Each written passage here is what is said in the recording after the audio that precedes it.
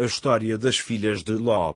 As filhas de Ló ficaram conhecidas na Bíblia por terem gerado de forma pecaminosa os ancestrais de dois povos inimigos dos israelitas. A história das filhas de Ló está registrada no Antigo Testamento no livro de Gênesis. As duas filhas de Ló aparecem na narrativa bíblica no capítulo que registra a destruição das cidades de Sodoma e Gomorra, mas a Bíblia não menciona seus nomes. Tampouco fornece qualquer detalhe adicional sobre as filhas de Ló além do fato de que elas eram virgens enquanto moravam em Sodoma. Alguns livros apócrifos tentam atribuir nomes às filhas de Ló. O falso livro de Jazar, por exemplo, diz que Ló teve uma filha chamada Paltite, mas que ela não era uma das duas filhas que acompanharam Ló para fora de Sodoma. Supostamente essa filha de Ló foi morta queimada pelos habitantes de Sodoma por ter ajudado um homem estrangeiro que estava passando fome. O problema com esse relato é que ele está registrado num livro que não possui qualquer credibilidade. É verdade que a Bíblia cita um escrito intitulado Livro de Jazar, mas esse livro foi perdido e nada tem a ver com o livro de Jazar que circula na atualidade. Portanto, é seguro afirmar que essa história da filha de Ló não passa de uma lenda presente num livro de ficção. Tudo o que realmente se sabe sobre as filhas de Ló é aquilo que está registrado na Escritura. Quantas filhas Ló teve? O texto bíblico do livro de Gênesis fala de forma clara sobre duas filhas de Ló. Essas mulheres, inclusive, eram virgens. Porém, o mesmo capítulo bíblico fala que Ló tinha genros.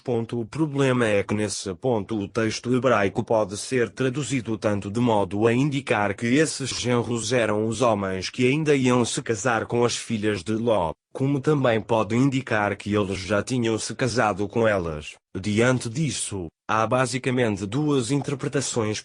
Alguns poucos comentaristas sugerem que talvez esses genros citados no texto bíblico não fossem necessariamente os pretendentes das duas filhas virgens de Ló. Então quem pensa assim sugere que Ló tinha mais filhas, e que essas filhas casadas acabaram ficando junto de seus maridos em Sodoma.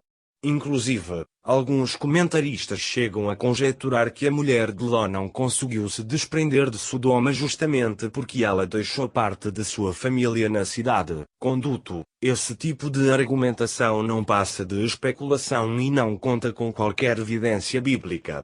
Já a maioria dos estudiosos entende que esses genros citados no texto bíblico eram os homens a quem as filhas de Ló foram prometidas em matrimônio. Em outras palavras, Ló tinha somente duas filhas que ainda eram virgens, mas que já estavam oficialmente comprometidas com homens de Sodoma conforme os costumes do Antigo Oriente Próximo, faltando apenas a consumação do casamento. O pecado das filhas de Ló. As filhas de Ló são retratadas na Bíblia de modo a ilustrar o legado de um homem que havia se tornado patético. Embora Ló tivesse caminhado ao lado de seu tio Abraão, ele escolheu se acomodar na perversa cidade de Sodoma. Quando Deus decidiu destruir Sodoma, a Bíblia diz que por amor a Abraão o Senhor livrou Ló. Em outras palavras, o fato de Ló e suas filhas terem escapado de Sodoma foi uma pura demonstração da misericórdia divina. Mas mesmo diante do aviso do juízo de Deus, Ló se mostrou relutante em sair da cidade. Embora Ló se afligisse com a imoralidade de Sodoma, os anjos do Senhor precisaram pegá-lo pela mão para arrastá-lo para fora da cidade. Em seguida, insistentemente Ló pediu para que ele pudesse seguir seu próprio caminho. Foi assim que Ló e suas duas filhas foram parar na pequena cidade de Zoar. Porém, o texto bíblico diz que por algum motivo Ló teve medo de permanecer em Zoar e passou a viver numa caverna nas montanhas juntamente com suas filhas. Alguns comentaristas sugerem que talvez Ló tenha identificado em Zoar o mesmo padrão de comportamento de Sodoma, e temeu pelo juízo de Deus.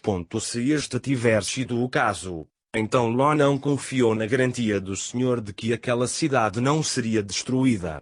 Foi durante o período em que estiveram morando na caverna que as filhas de Ló combinaram de embriagar o próprio pai para que pudessem ter filhos com ele. Elas julgaram que Ló já estava muito velho e que sua descendência seria perdida, pois, de acordo com elas, não havia homens para possuí-las segundo o costume de toda a terra. Naquele tempo os casamentos eram arranjados, mas as filhas de Ló não tinham mais condições sociais para conseguirem maridos. O plano pecaminoso das filhas de Ló foi executado, e ambas se deitaram com o próprio pai sem que ele percebesse por causa de embriaguez. Nesse ponto Ló já não tinha mais autoridade e respeito dentro de sua própria casa. A descendência das filhas de Ló. A filha mais velha de Ló deu à luz a Moabe, que é o pai dos Moabitas, enquanto que a filha mais nova deu à luz a Ben-Ami, que é o ancestral dos Amonitas. Tanto os Moabitas quanto os Amonitas foram inimigos implacáveis dos israelitas. Esses dois povos estiveram envolvidos na mais terrível sedução carnal que trouxe grande imoralidade para dentro de Israel, mas misericordiosamente Deus protegeu a linhagem de Ló, apesar de sua origem questionável. Deuteronômio 2:16-19. Porém, chegou o tempo em que os dois povos foram rejeitados por Deus por causa de sua oposição a Israel. Diante de tudo isso, o que se nota é que a história das filhas de Ló foi marcada pela falta de fé. Elas não confiaram que Deus podia lhes prover os meios adequados para que finalmente pudessem ser mães, então elas agiram de forma egoísta na base da autoconsideração, e não se importaram com a medida do pecado que estavam prestes a cometer.